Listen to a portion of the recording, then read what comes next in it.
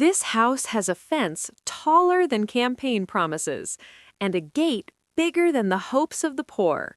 It's beautiful, elegant, and perfect. The marble floors are cool even on a sunny day. Everything is clean, orderly, and too quiet. Not a single laugh floats out of the windows.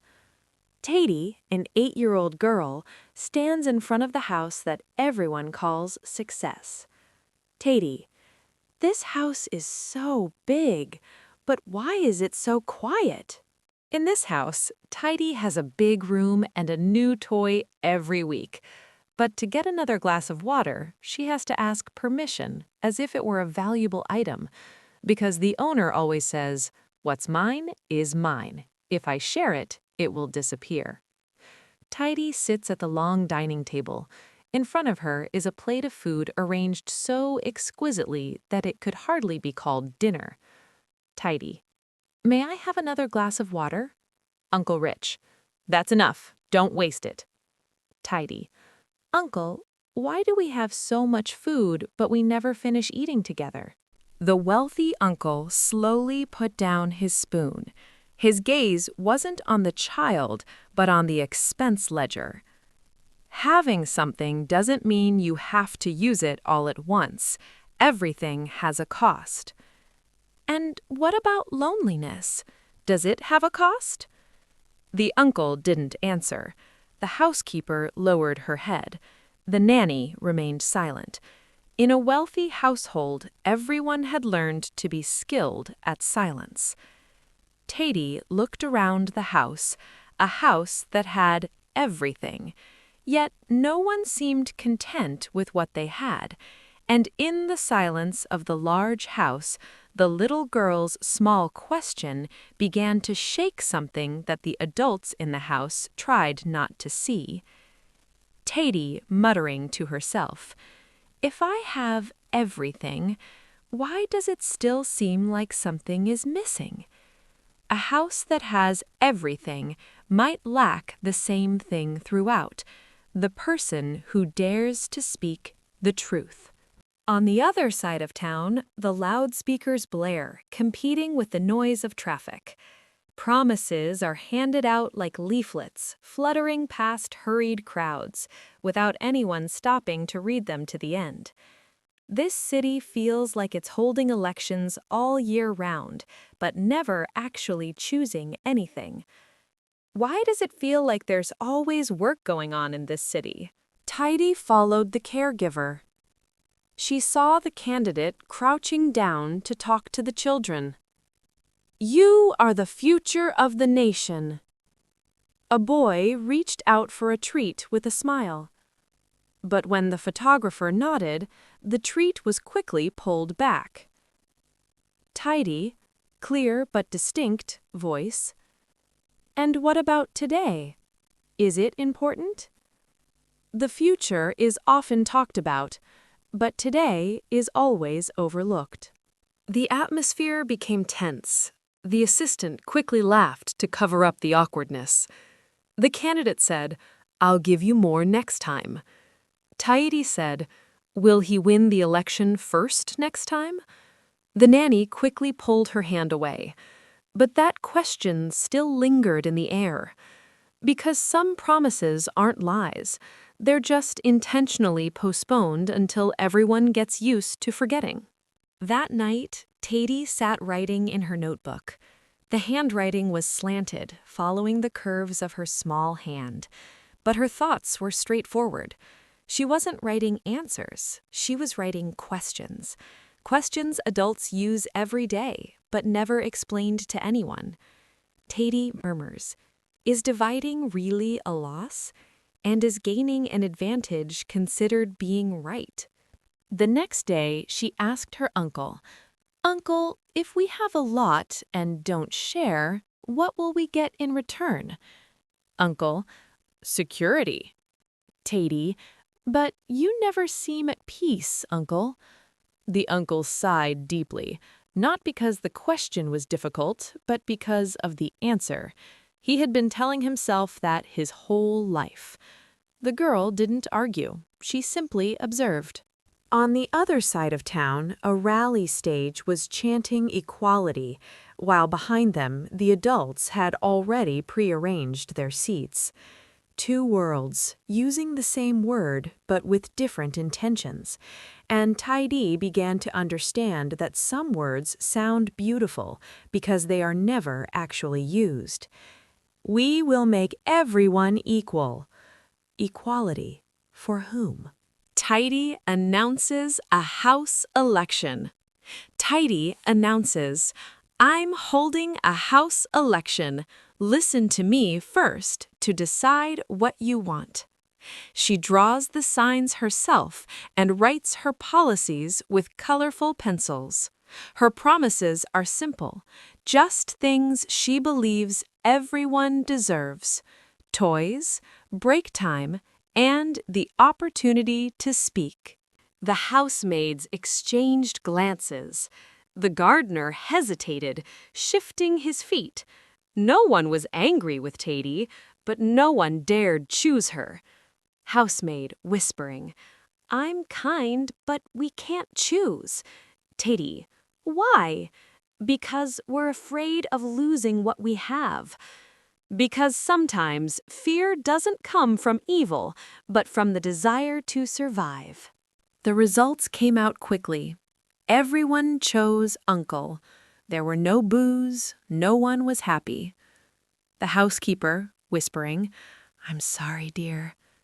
Taidy, smiling faintly, it's all right, I understand. Taidy didn't cry. She just remembered that image, the image of an election, where no one really got to choose, because the election wasn't free. You don't need to cheat, just scare people. That's enough. A rainy night.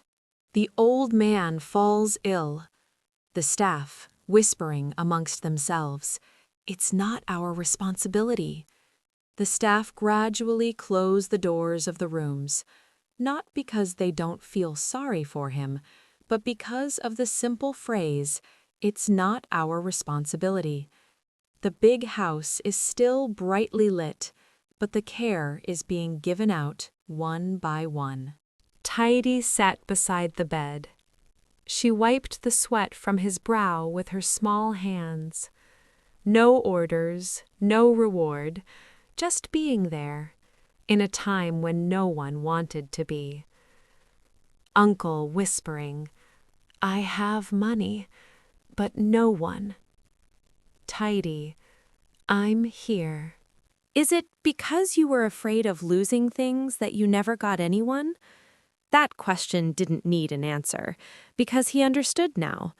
A person who never extends a helping hand to anyone may have to learn the hardship of poverty on the day they need someone most. And on a rainy night, a young girl taught him a valuable lesson without needing a beggar's cup. The house's meeting room was opened for the first time. A long table, once used to calculate profits, today laid documents without figures, but heavier than any other account. The community committee, the lawyer, the municipal representative, and political supporters who had never appeared in public sat in a row as if they knew their roles well. Lawyer. According to the documents, the house and all its assets have been set aside as a public fund for community education and welfare. The wealthy old man chuckled softly, not with amusement, but with the sound of someone knowing they were losing. But I'm the one who takes care of it. I make it survive. You put it in your hands, which is not the same as making it survive for everyone. The argument wasn't loud, but heavy, because every word was a struggle over the meaning of the word care. Some called it duty, some called it power, and no one mentioned the people who had never sat at this table. Taidy sat listening, her feet not touching the ground. But her question reached everyone. If everything belongs to everyone, why is there one person who fears losing it the most? The room fell silent.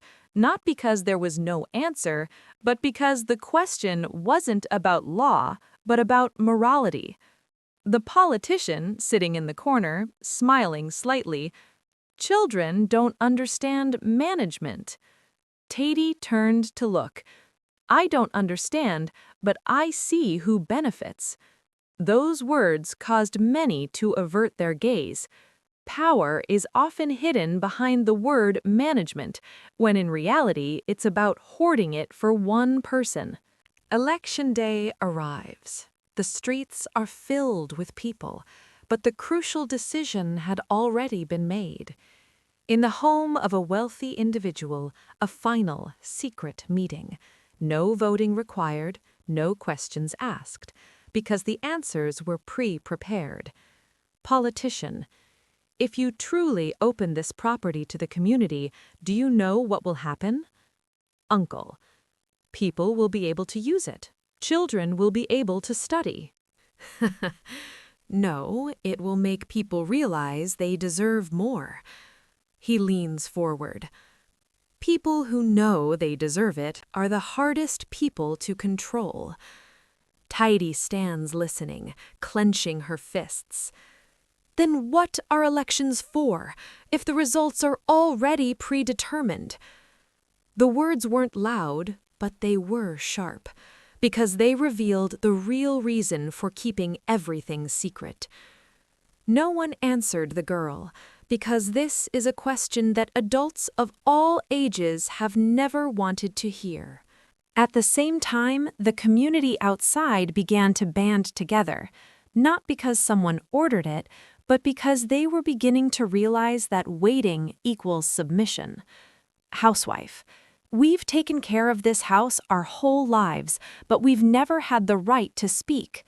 Gardener: "Today we're not asking, we're demanding." Voices rose, not in anger, but in alarm. The most terrifying politics is not corruption, but making people accustomed to having no voice. The deal was signed, not out of kindness, but out of pressure.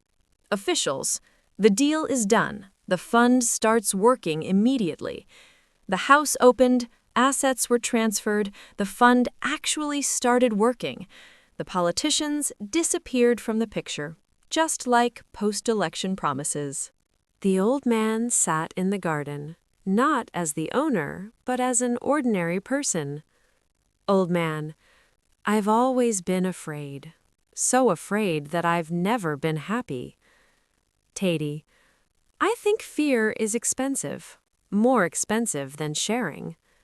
Old man laughs softly: "I have a house, but I've never had a place to live."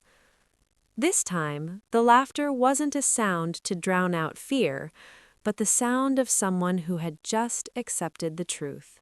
"Uncle, you may have less now, but I think you've gotten richer." The little girl reached out her small hand to hold his, not to comfort him, but to reassure him that he was no longer alone. If one clings to wealth out of greed, he will stand in the middle of the rich man's mansion, but with no one beside him and no one calling him the owner. Because true wealth is not possession, but not being afraid that sharing will make us disappear. If everyone wasn't afraid of losing, we wouldn't have to fight over things. Greed is a form of politics because it starts with making people afraid. Afraid of losing, afraid of lacking, and afraid of having nothing left. Meaningless elections don't come from counting votes, but from making people afraid to believe they have the right. Children may not understand the structure of power, but they understand justice instinctively.